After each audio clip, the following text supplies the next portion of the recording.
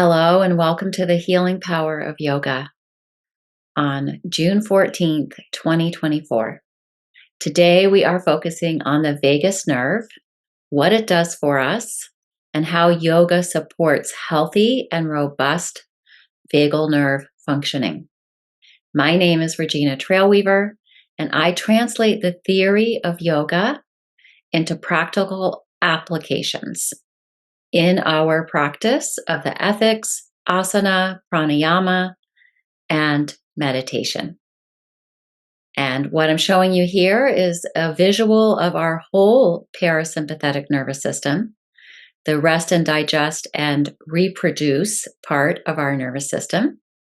You can see that the vagus nerve is a huge part of the parasympathetic nervous system. It starts up here in the brain stem, nerve number 10. But you can see how it's right next to this nerve that goes into the mouth. And these nerves are all closely gathered together, the nerves in the face. And then there's a direct connection of the vagus nerve down into the kidney. And then the bladder is not part of the vagus nerve, but it directly connects to the kidney. And then we see that kidney connects to the bladder, which is also connected into this whole pelvic bowl area, which makes a lot of sense. So we have, the eating, the breathing, the stomach, again, the eating, and of course, all the senses up here, seeing, smelling, hearing. I mean, it's not direct, but all these senses are connected together, and certain ones are connected specifically into the parasympathetic nervous system. And again, there's that free flow of information just because of the proximity here. So the vagus nerve is the biggest part of the parasympathetic nervous system. And then clearly it has a lot of connection, lots of information feeding directly from the senses into the vagus nerve. And then this other connection down here in the pelvic bowl where there is reproduction and also elimination. And we need to be able to be immobilized and relaxed so that we can release and eliminate. So that is why you may not even realize it. But when you touch, taste, hear, smell, or see something, your heart or your stomach might respond to it with feelings of happiness or sensations of fear. You might have a racing heart or feel that your heart is frozen, that your heart stops, right? Have you ever had that heart stopping experience? And your stomach might feel nauseous or it might feel tight. And if you suffer from trauma, anxiety, or depression, you may have very intense vagal nerve reactions, or you might have vagal nerve shutdown. And the liver and the kidneys may be overstimulated or shut down, and that will have an impact on your pelvic health and your urinary health. So this vagal nerve is crucial to your organ health. And yoga naturally tones and calms the vagus nerve. We don't need to think about it, but the more awareness we bring to supporting it, the healthier we can be, and it can heal trauma, depression, the freeze response, and anxiety, which is more of a sympathetic nervous system issue, as in the fight or flight response. Yoga is doing so many things for us. It is such a multitasker. It's supporting the vagus nerve is just one of the many benefits. The vagus nerve gives us the superpowers of neuroception and co-regulation. And there's also a hierarchy to the vagus nerve.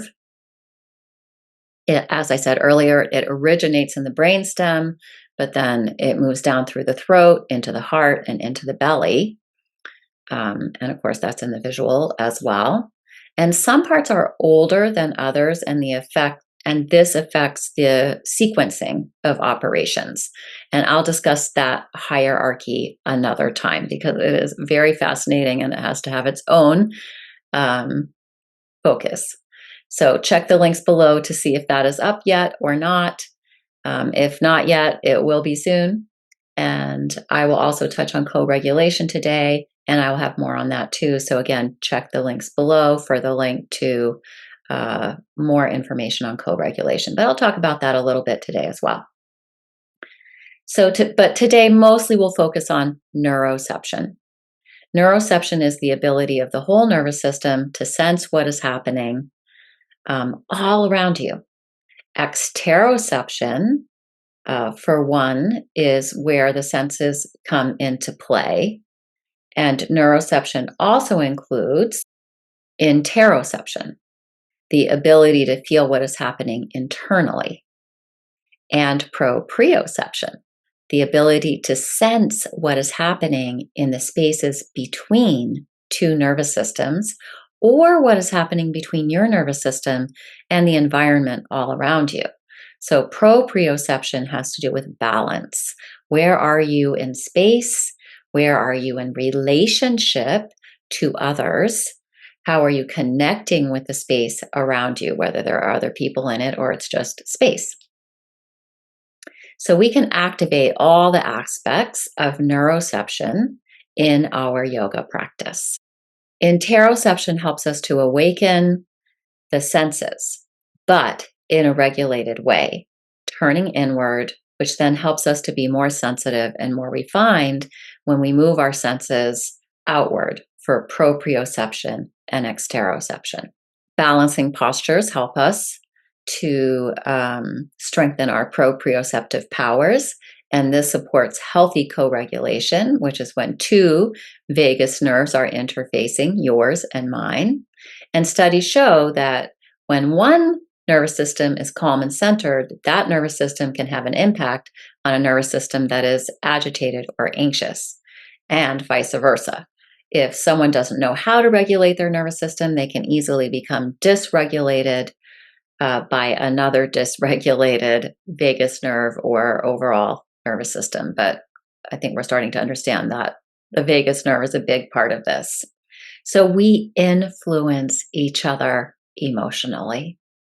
The vagus nerve is all about pro-social activity. It's often called our social engagement system because it allows us to immobilize. It is the freeze part of the fight, flight, or freeze stress response that occurs when we detect a threat in the environment.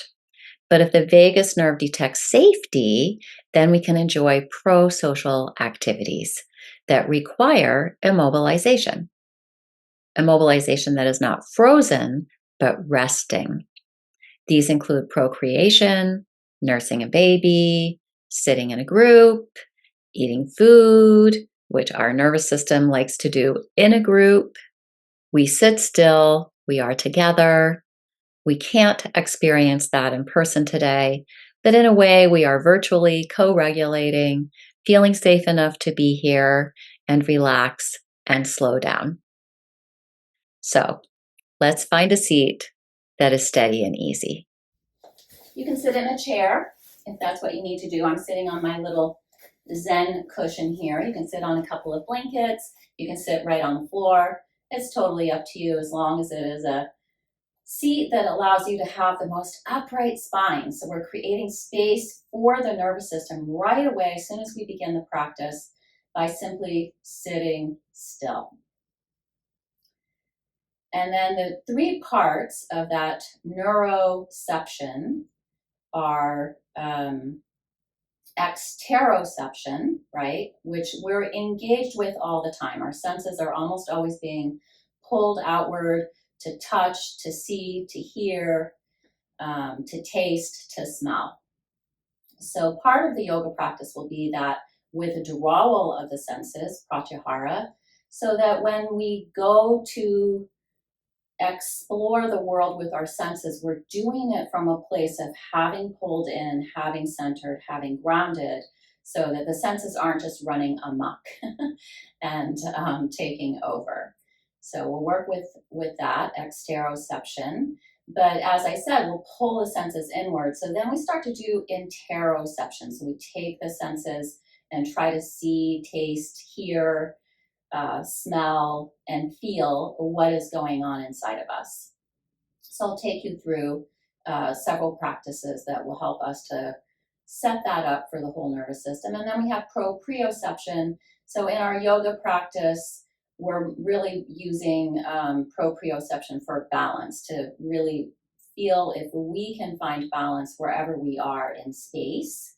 But when we go to interact with other people, the proprioception is the space between those two nervous systems, my nervous system and your nervous system.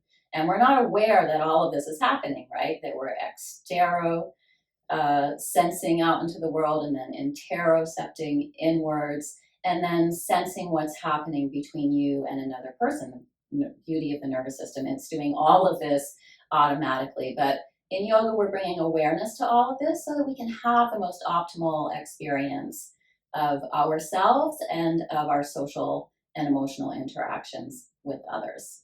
So first of all, find your breath. Let your hands rest on your thighs. Maybe press down slightly so you can lift and spread that chest, remembering now that there's several parts of the vagus nerve happening right through here.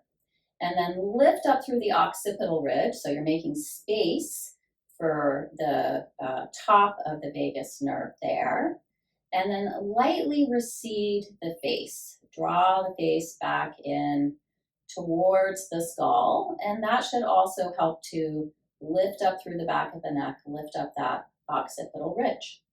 And if you're wearing glasses like I am, this is a good time to take them off, because you don't really need to see far out into the world. But if you need to see me, that's okay. Keep them on, or just put them down for a moment and just listen. And begin to observe your breath. If you can, all nostril breathing.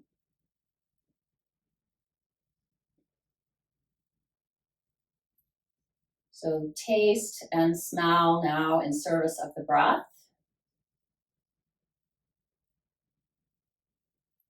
And go deep into the inner ear. So you start listening inwards, and have a soft gaze at a still point out in front of you, or take the gaze inwards. So either way, pulling that sense of sight back in towards yourself. And then feeling what's happening beneath the surface of the skin. So all five senses, exploring that internal terrain.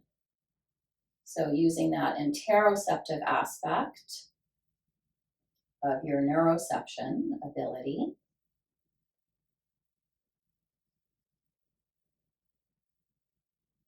And then we'll work with Nadi Shodhan, which does a beautiful job of pulling energy up, down, and through this whole vagal nerve system. So taking the peace fingers together, you can either pull them into the palm, or you can rest them on the third eye.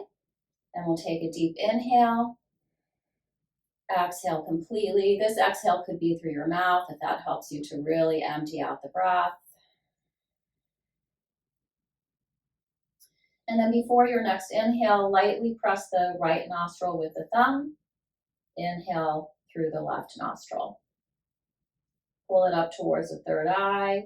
Let the breath be soft and easy. Don't force or strain in any way. And then close the left nostril with the ring finger. Release the right nostril.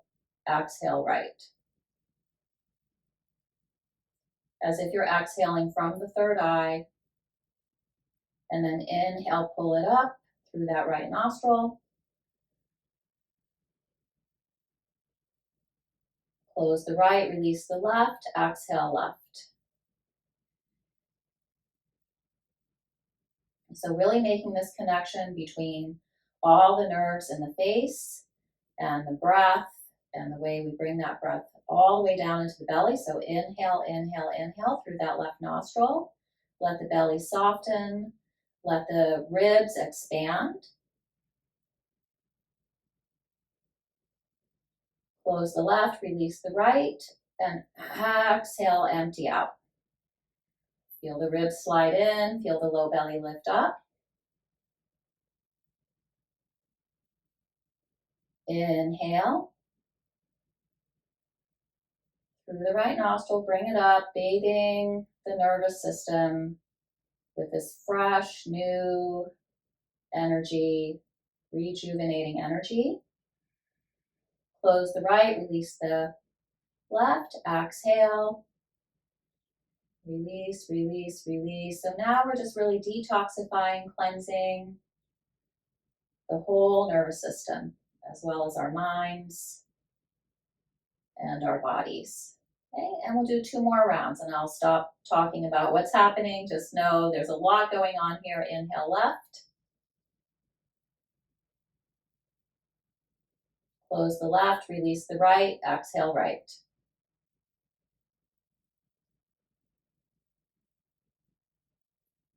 Inhale right.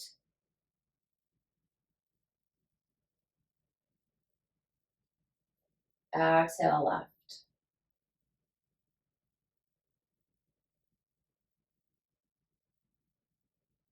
Inhale left.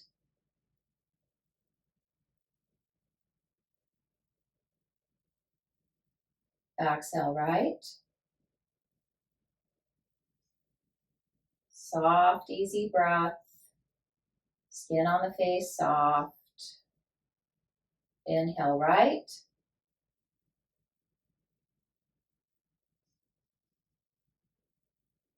Exhale left.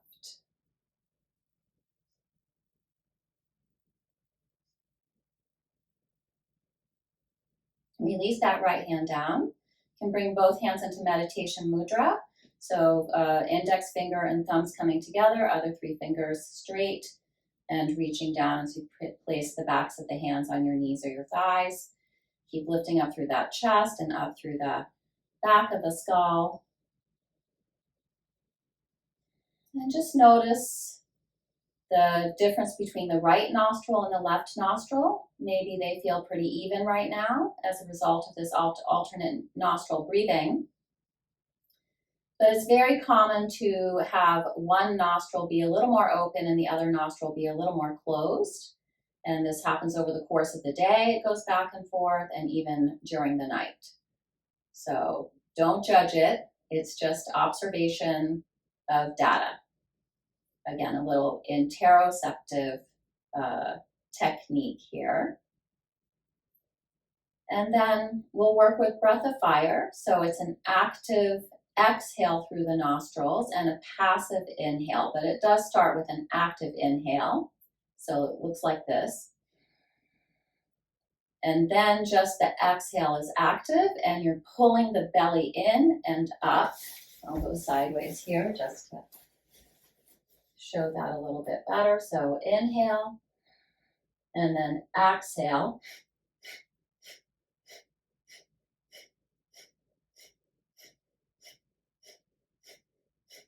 And just make sure that you are also passively inhaling as well, even though you're really focusing on that exhale. So a few more. Eyes closed or a soft gaze at a still point.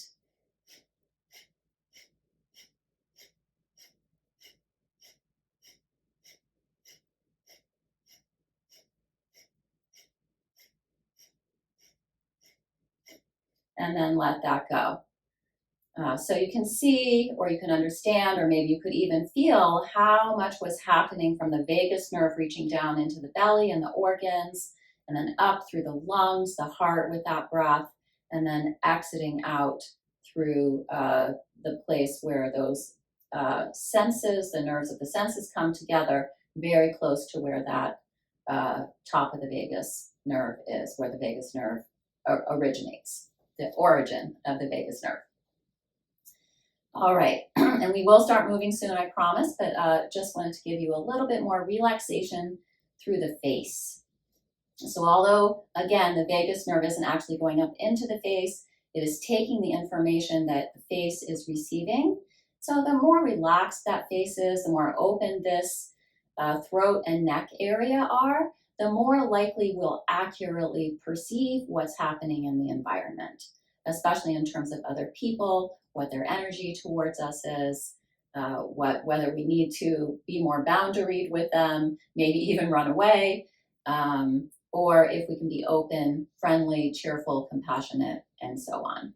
So take your thumbs behind to the back of the neck, fingers in the air, elbows out. So right away, getting a little opening through the chest and a little bit of engagement through the trapezius muscles there that are helping the shoulders to hang on to the skeleton.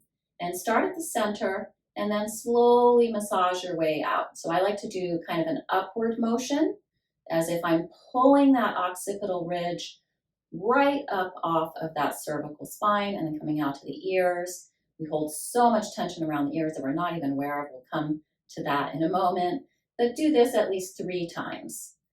This is an area that tries to get compacted and gummy and tacky, and we want it to be open and spacious and mobile. So 3 times there, great. And then come up to your auricular cavity here and start pressing just under the eyebrows, coming out to the edges, and do that a couple of times. A little bit goes a long way, but you certainly could do more if you'd like to. That would be fine. And then take your fingers from the center of the forehead and just gently pull out. So a little self-touch here, but helping you to go inward to really get that interoceptive stance set up for your yoga practice with all these little movements. And then taking just the 2 fingers and gently rubbing the temples. And then let the mouth hang open. And just gently drag the fingers down along the cheeks. But then when you get to that mandible area there, get in there pretty deep with your index finger. It'll feel good. And then let the mouth close. We hold a lot of tension here because this is where our ego likes to live. One of the causes of suffering is that egoic attachment and aversion. So, anytime we can massage the tension out from there, it's really helpful for the ego. And then bring your fingers up to your ear lobes. Well, I guess these are the lobes, but that whole ear, outer ear. And at this time, you can gently close the mouth and take the tip of the tongue to the roof of the mouth behind the front teeth. And that helps to keep the jaw relaxed and again, keep that ego nice and relaxed. And then just pull on those ears. Start at the top, go round. You can feel how much tension is there and how good this really feels. Do that a couple of times. Really pulling. You can even get into little swirls in there. You can get the fingers deep into the ear canal. Don't go too deep, don't hurt yourself. And then one more little pull here. Good. So we got the senses, the face, all relaxed. You can give your scalp a nice little massage here.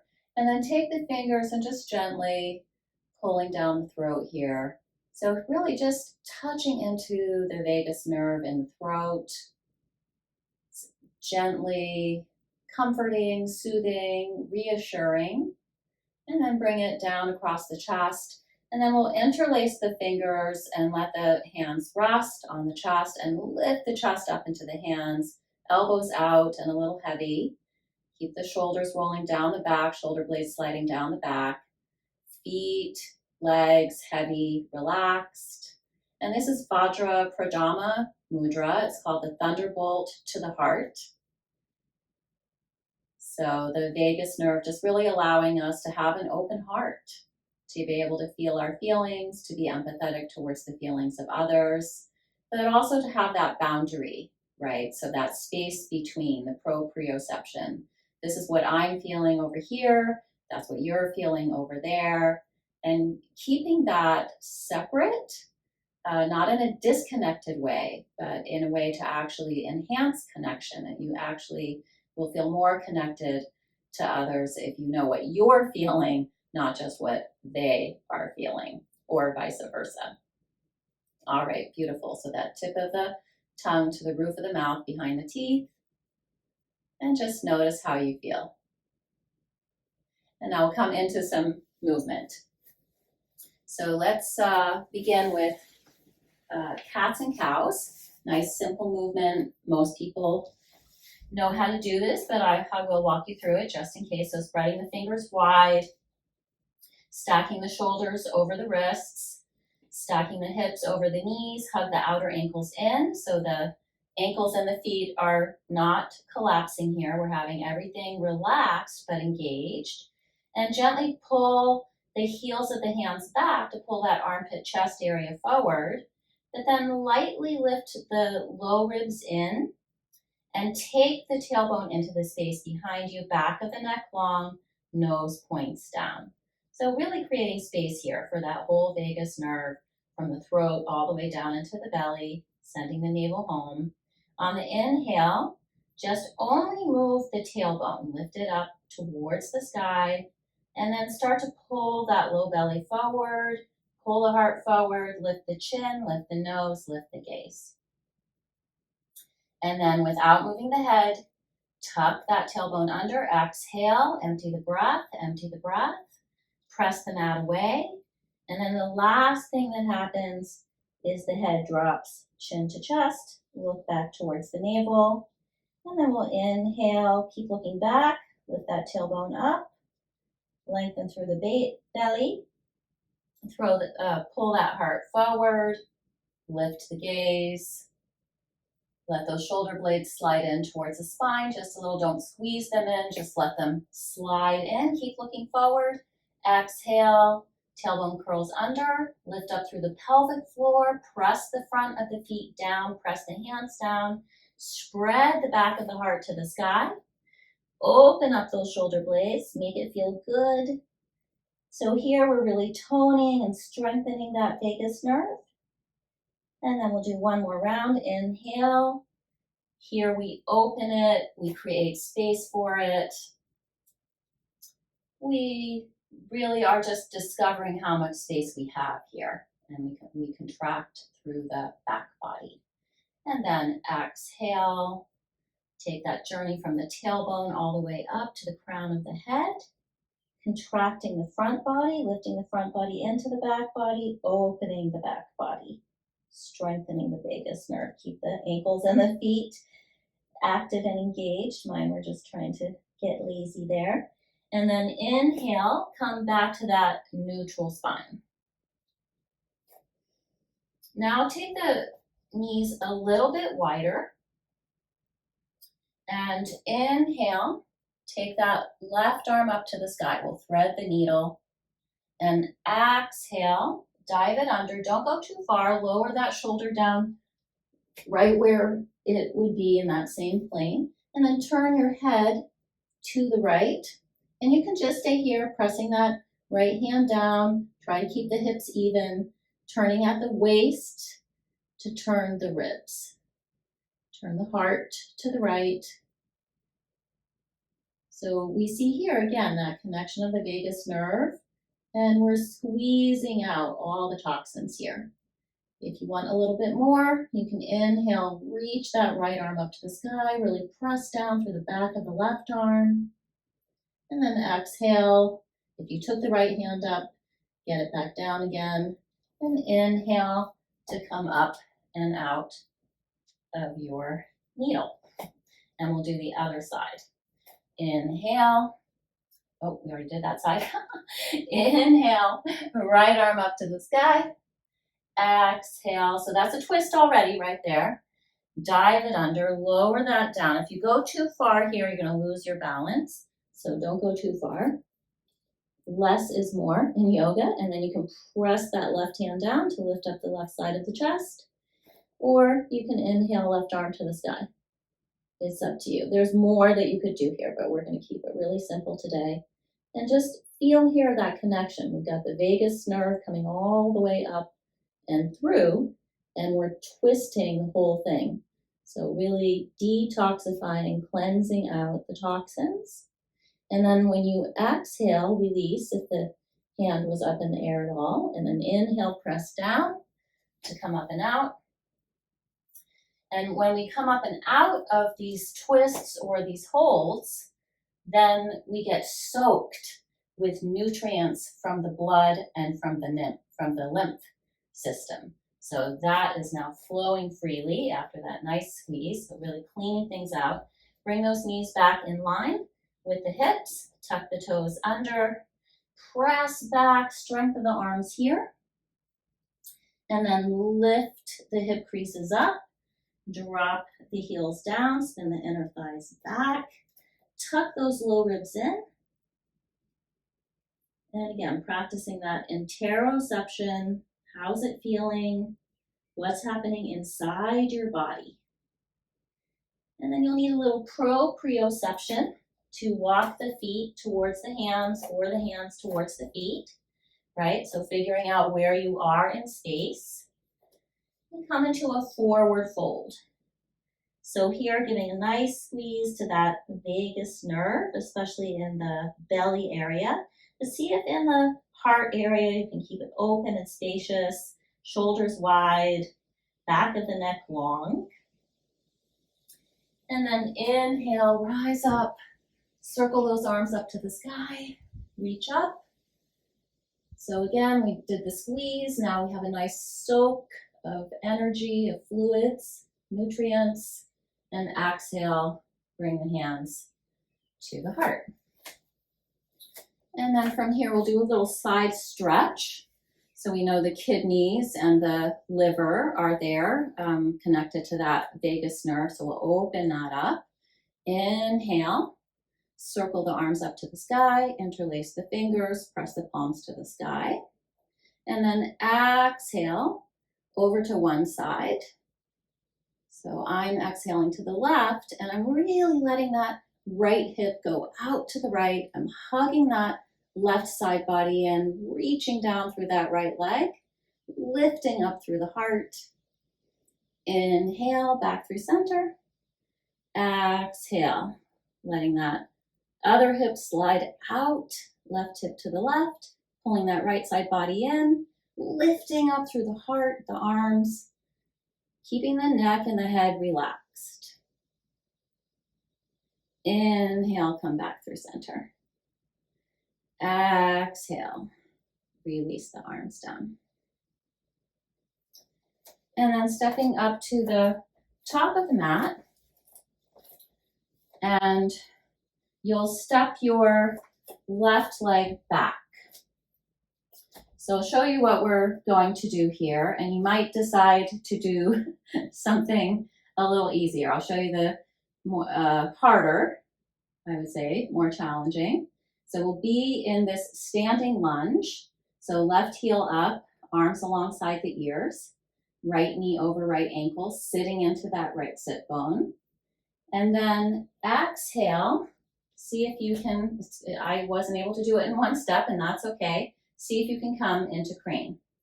Now, like I said, if that is too much, you could just simply do this. Just instead of having a full-on lunge, definitely a balancing challenge to do that. So if it's enough for you to just step that left foot back, be on the tippy toes, and you could have the arms overhead, and then exhale, just drag the foot forward, bring the hands fisting at the hips, elbows back, heart lifted, chest wide. And maybe the foot floats up a little bit more than that, but you literally could just keep the toes on the mat if you needed to. So let's do 5 of those in whatever variation you've decided works best for you. So set yourself up, whether you're stepping way back or just a little bit back, and then exhale, bring the arms back, and fold those elbows, fist the hands by the hips, all right? And 4 more. Inhale, this is our opening, the relaxation of the vagus nerve, if you will. And then exhale, we strengthen it, a little compaction here. Inhale, exhale, 3 more. Inhale, exhale, and I'll do a couple of easy ones. Inhale, exhale. This is really beautiful to have just something simple and easy. And then left foot down. And then let's just be in mountain pose and then we'll do the other side. But what I hope you felt there was proprioception.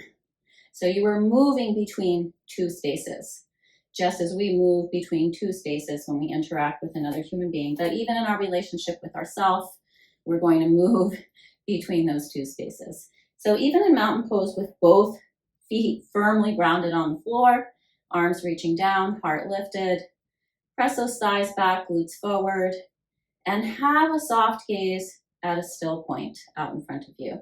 You can try this with your eyes closed as well. So proprioception is not completely dependent on the sense of sight, fortunately, for people who are visually impaired. There are oftentimes hearing is what allows us to know where we are in space. And a lot of it is about just that interoceptive capacity to feel where your body is in space. Standing upright. And then we'll try that again on the other side. So come back up to the top of your mat or be wherever you need to be. And hands on the hips, I find that always helps with balance, to step that right foot back a little or a lot. It's up to you. Arms alongside the ears. And then exhale, pull it forward, in and forward. Or you could just have a little one like I said earlier. So it's totally up to you. Inhale back a little or a lot. Exhale, could be here, could be here. Inhale, exhale. And feel how your core really has to engage on both the inhale and the exhale. And also, the more engaged the arms are, my arms were being a little bit lazy a moment ago. I want them to be really straight and strong and reach. It helps you also with your balance. And I think that has to do with that proprioception. So the whole body is feeling, yes, I'm engaged, I'm alive, I'm balancing. And last one. And set that foot down. So, and now let's just hold that crane pose this time. So balancing on that right leg, having a soft gaze at a still point. Press that right thigh back, right glute forward, and lift up out of that right hip and allow that left foot. You can have the toes resting on the ground or flex the foot. Don't bring the foot behind the knee. That's going to ask the upper body to come forward. So again, all these little proprioceptive techniques. And you could bring the hands to the chest or reach out. And if you're struggling with balance, make sure you just put your toes down. You want to be able to feel a sense of balance. The vagus nerve wants that. And if you're struggling with balance, if you're here and you're wavering, that means that your proprioceptive capacity is asking for a little more support, right? So give it some support. And then left foot back next to right. Strengthen up that left leg, let the arms reach down. Press the left thigh back, left glute forward, tailbone long. Lift up through the low belly, lift up out of this left hip and hug that outer left hip in.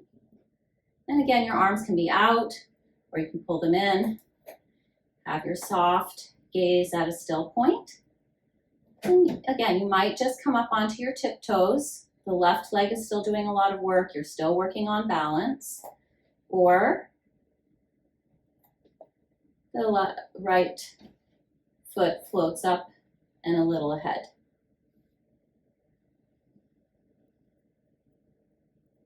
You can also reach the arms out if that helps you with balance. It didn't help me. I'm coming back to hands at the heart. And then set that right foot down. And then take a wide step. As wide as you comfortably can. Press the thighs back, glutes forward. Lift up through the low belly, lift and spread that chest, let the shoulder blades drop down the back, but keep those low ribs tucking in. So a lot going on here. And maybe by now you're like me thinking about how am I creating space and support for that vagus nerve with all of these actions. So I'm not going to get a lot into the legs today, but the stronger the legs are, obviously the more lift and space we can create for the nervous system in the upper body. The nervous system goes all the way through the body, but the main housing of it is in the spine.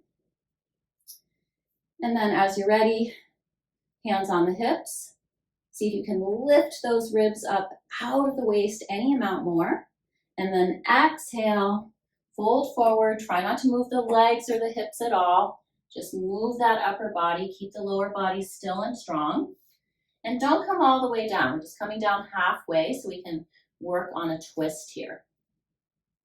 And you'll take that left hand under the nose or the heart, whatever is better for you. And if you need a block under the hand, please feel free to support yourself. Now this left hip is going to try to come with us as we go to the right. So try right away, establish that left hip, keep it still, and turn through the rib cage. Spinning the right ribs up to the sky. You can keep that right arm reaching, or you can keep the right hand on your right hip, and that can also help to keep those hips from moving to the right, so that you really get the honest range of motion through the waist, the ribs. Pull that left armpit chest area forward as if it could come out ahead of the left hand, and open that right armpit chest area to the sky. And again, we're bringing the throat, neck into it by also turning to the right any amount that you can. Make sure you always take care of your neck and keep it safe. And keep the back of the neck long. So you choose your variation here. And then exhale, release. Plant that right hand down. Establish that right hip to the right so it doesn't go to the left with you. So starting off with that left hand on the left hip can really help to get that honest range of motion. Right ribs down, left ribs up. Pull that right armpit chest area forward. Keep the back of the neck long. And if you like, you can add that left arm in. Reaching it up, opening up the left side of the chest. Even if the left arm isn't reaching to the sky and the left hand is on the hip, you can still work to open up the left side of the chest. And breathe. Inhaling and exhaling, that conscious breathing, such an important part of both strengthening and comforting the nervous system. Exhale, release. Let that left hand come back down. Hands on the hips. Inhale, just be here. Pull the heart forward, pull the shoulders out of the ears. Exhale, you can heel and toe a little bit together if you need that. And inhale, up you go, all the way up. So now we'll try a little bit more of a challenging posture. So you may need a block. I'm definitely going to use a block. Turning that right foot out, really it's the right leg that turns out, and turn that back leg, the left leg, in. And if you need to step that left foot a little more out to the left so that you really have balance, listen to your proprioceptive abilities here and support, what it's asking for. So it's totally up to you how you want that stance to be. But you want to be able to pull this left hip around. You should feel that left glute engaged. Try to keep that back leg straight. It's going to try to bend a little. Really engage the quadriceps, pull the kneecap up. And then we'll start by coming into pyramid pose. So inhale, lift from pubis to sternum. And now creating space for that vagus nerve. Exhale, fold in. Pull that right hip crease in and up. Press into that right big toe mound. Find the blocks. Pull the armpit chest area forward. So you may not need the blocks at all for pyramid pose. It's totally up to you. but you might find it really is helpful for the twist. So left hand on the block, right hand on the hip, and we're twisting to the right. Right ribs up, left ribs down. Hug both outer hips in, squeeze the thighs together, reach down into the feet, and if it's available, reach that right arm up to the sky. And then as you progress in your practice, you may find you can have the hand on the floor, or you could even take that left hand to the outside of the right foot. And that's when you'll really need to tweeze those thighs together, pull that right hip back and in, and turn. So squeezing all the toxins out of the vagus nerve there. Exhale, release. And inhale, rise up. Exhale, turn both legs straight ahead. Have your blocks, if you need them, for the other side. And feel right now all the flooding of the organs. So the vagus nerve goes into these organs, and now these organs are getting plump and juicy, filled with rasa, the juiciness of life. Turning that left leg out, that right leg a little bit in. And again, you may need to step that right foot out to the right or not, it's up to you. But you want to be able to pull that outer right hip around. And then inhale, get that space in the front body, strengthen the legs, lift up through the quadriceps, lift those kneecaps up, and then fold in. Pull that left hip crease back, press into that left big toe mound, coming into pyramid pose, lengthen through the back of the neck, take the tailbone back, pull the armpit chest area forward. And then coming into that twist, either with the block, right hand on the block. Make sure you don't dump into the hand that's helping to support you on the earth. So lift up out of that wrist, pull that right armpit chest area forward, spin the ribs to the left, tweeze the thighs together, reach into the feet. So the legs literally get longer here. And again, feel how that creates more space, more mobility, more opportunity for movement in the upper body. Hand can be on the hip or reach to the sky. Lift that low belly in and up towards the ribs.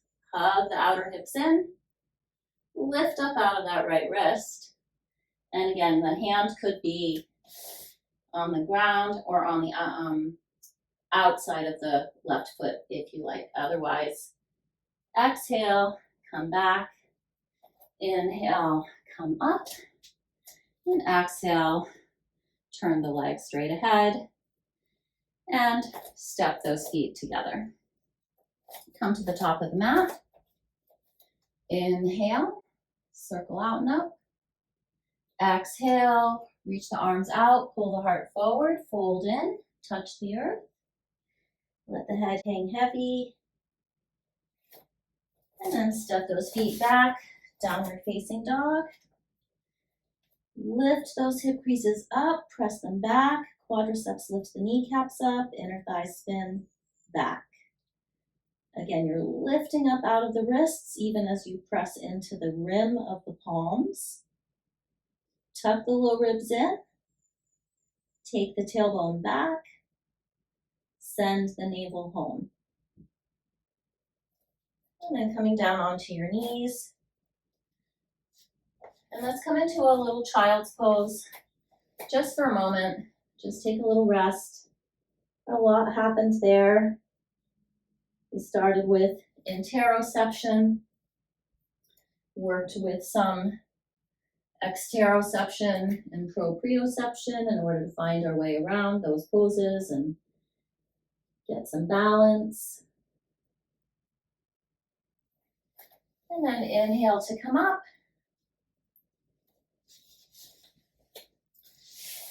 And come to seated and stretch your legs out. Toes to the sky, reach from the inner groin out through the inner heel, and turn to your right. So the hands will be like outriggers here. press down through that left leg. Lift from pubis to sternum.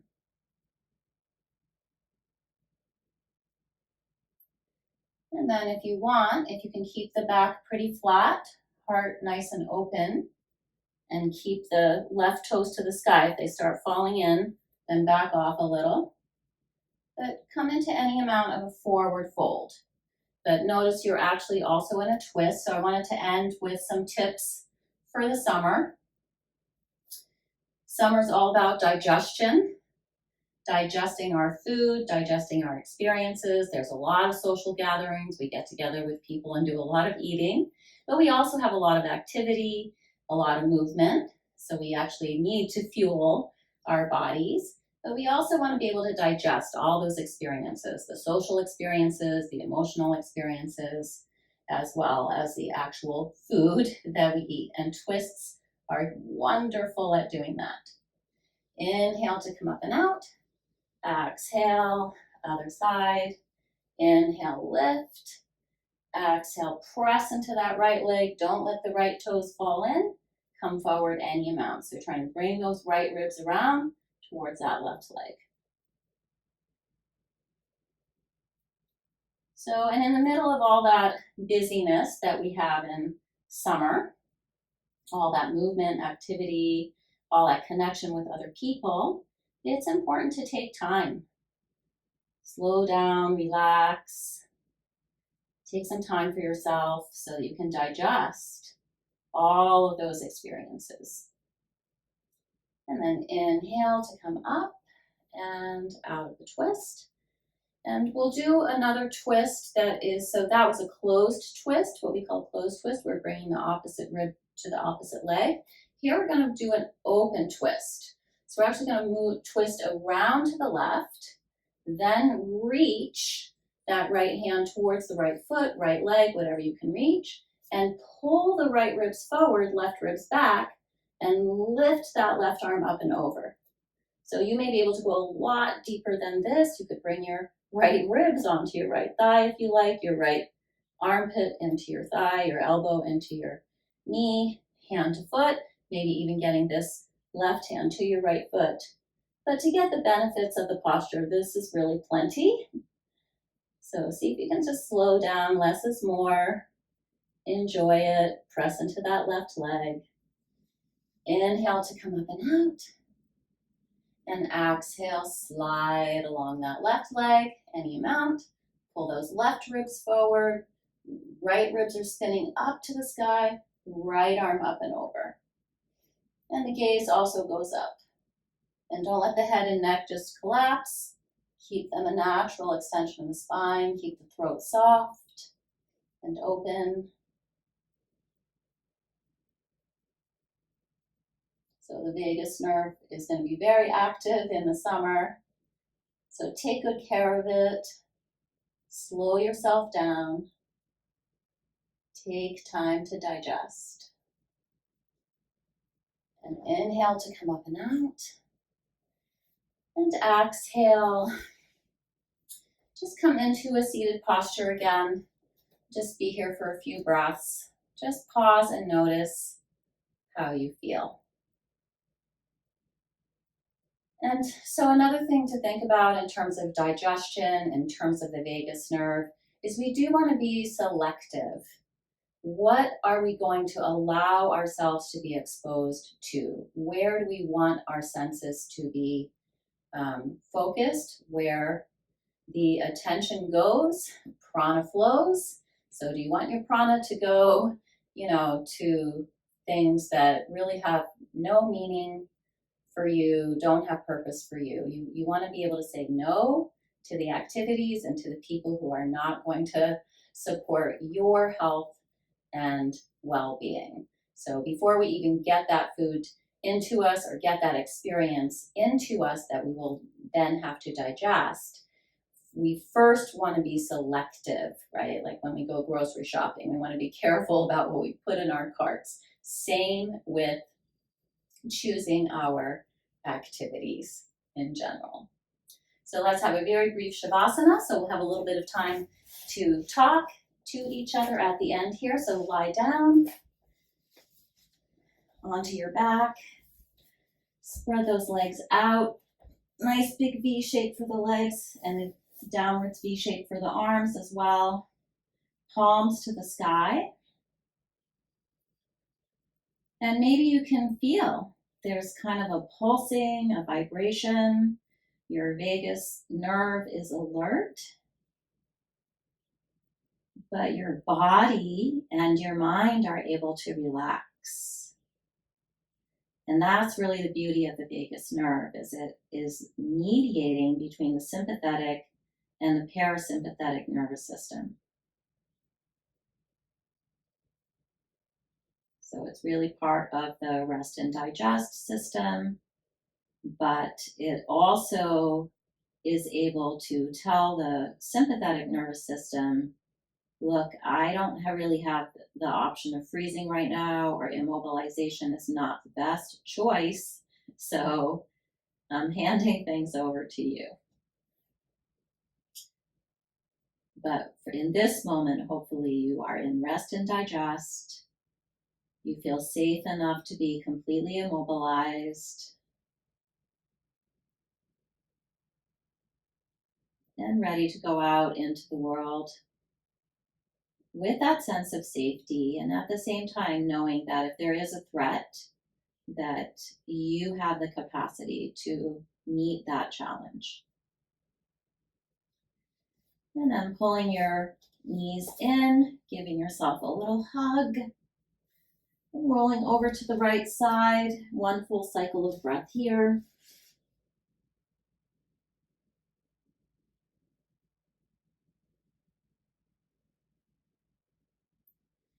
And then pressing down to spiral up to sitting.